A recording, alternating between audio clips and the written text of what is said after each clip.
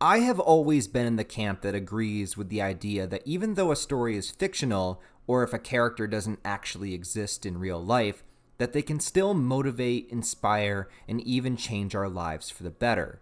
Sometimes the mentors we end up finding are just words on a page or a face on a screen. Perhaps this is a detached, impersonal way to have an idol, but it's less about where the message is coming from, but instead what the message is about.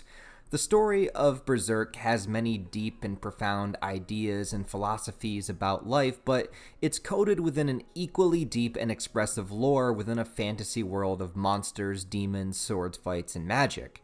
And of course, the not so easy to ignore fact that on the surface level, Berserk is a manga filled to the brim with blood, guts, nudity, and gore. It's an adult series for a reason, and this keeps some people at bay from even attempting to read it. I mean, when you have page 1 being guts balls deep and a girl and his bare ass on full display, well, it can be a bit of a deterrent for anyone who already thinks that this is all that this manga is going to be. One thing that I've always admired about Berserk as a story is that it's not afraid to delve into topics that are kept taboo in a lot of mainstream media. When Berserk deals with the ramifications of violence and desire, or shows sexual assault, many times it is not just there to be exploitative and tantalizing as an image, but it plays a significant role in the characters themselves, how they see themselves, and how they have difficulty connecting to others. How their own trauma informs their decisions, and betrayals and hardships can cause them to put their guard up and close themselves off to others. It goes further than that too by showing that by closing yourself off, you regress deeper into your own mind, and if your mind is filled with nothing but rage, pain, and trauma, those things start to become your entire being, slowly eating away at you and waiting for the opportunity to swallow you completely. When looking at Guts as a protagonist, it's hard to call him a hero in any true sense of the word. And honestly, I wouldn't look at Berserk as a series as one with heroes and villains, but instead, one that is filled with people, all living within a harsh and cruel world that have to make choices. And those choices are what lead to paths of destruction and chaos that create more evil and darkness as a result of it.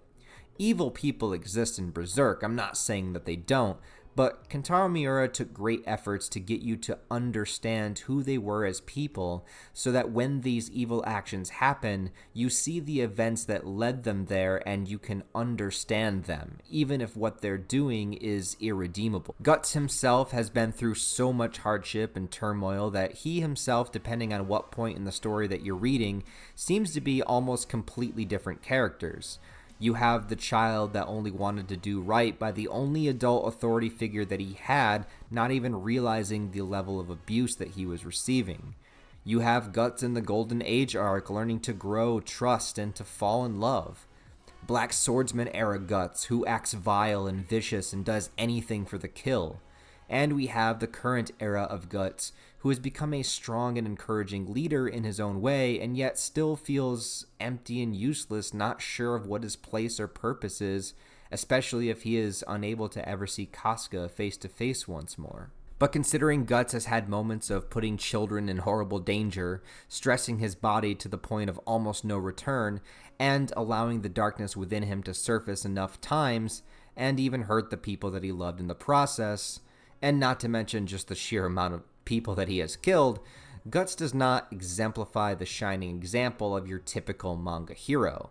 So, is Guts a character worth looking up to?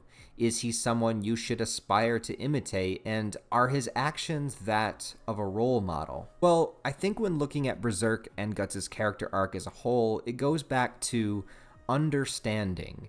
If we understand him, if we incorporate the good and the bad, it's less about imitation and more about adapting to overcome.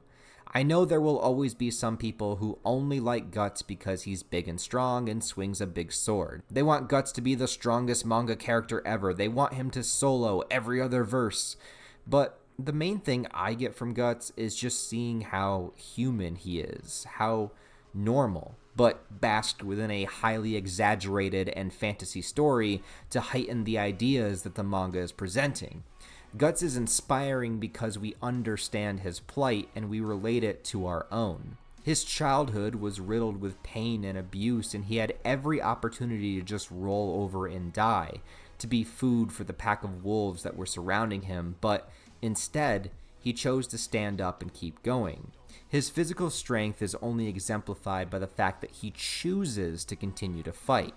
How many times in life have you wanted to give up? How many times has it seemed like there was no point in continuing? But if you did continue and you continue to fight, maybe you got a moment you never thought you would have, simple and perhaps even only a couple minutes of pure peace, but something you never would have arrived to if you had given up.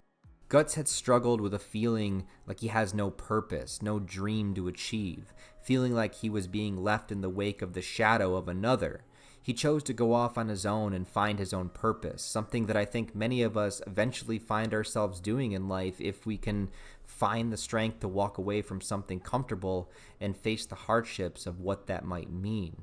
Beautifully expressed in the Cracks in the Blade chapter, Goto explains to Guts what it means to actually be able to face your sorrow, and that hate is a place that we go when we cannot face that sorrow.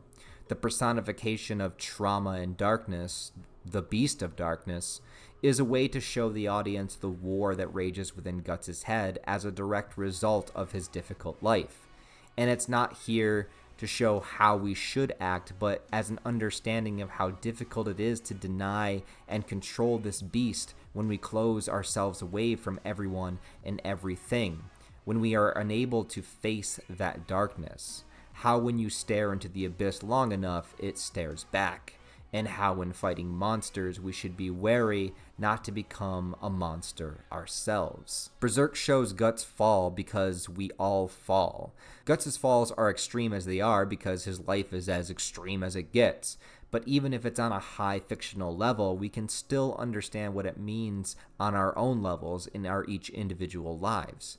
We all briefly let our Beast of Darkness win. We've all lashed out and said something that we regret.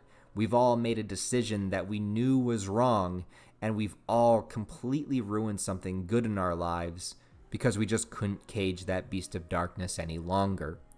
Guts making mistakes and harming himself in the process isn't the takeaway. The takeaway is understanding it and knowing that it was a mistake.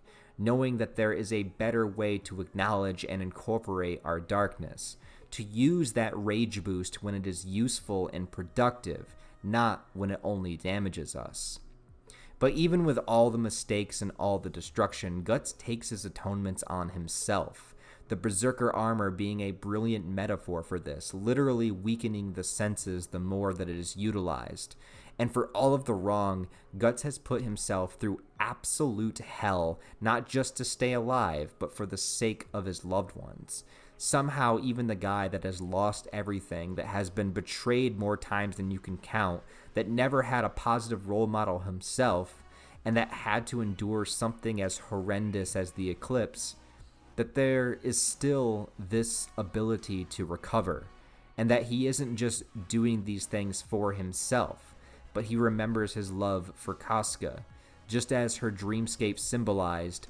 Even if he is a weak, wounded hound with nothing left, he is still dragging that casket behind him that will never forget and never leave behind. From making it back to her in the Conviction Tower and stating that he will never lose her again, Guts wasn't even aware of the fact that Casca's mental state would ever be restored. He was able to overcome and shift gears in order to protect her out of his pure love that he had for her.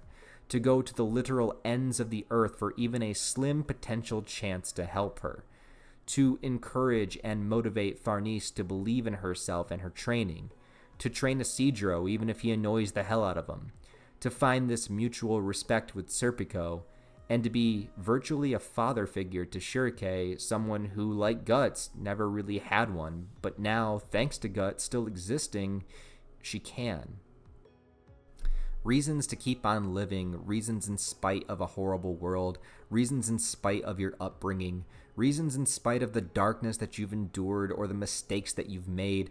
Guts is a role model because he's been through it all. As detached as someone could ever be as the Black Swordsman, and as open and vulnerable as any of us could ever hope to be, like when he was with Casca. Guts is all of it. Guts is a contradiction, because every human being is. You're not the same at your highest point in life that you were at your lowest point. You grow, you evolve, you struggle. This is what life is. We might not know what it's like to sword fight with Zod on the Hill of Swords, but we know what it's like to be human. Guts shows us the best and worst in it, and we can learn the same lessons he did, both from experience, but also just from reading his story. Thank you, Guts, for inspiring me to keep moving forward in my own life, and thank you, Kentaro Miura, for giving us this incredible masterpiece that will never be outdone.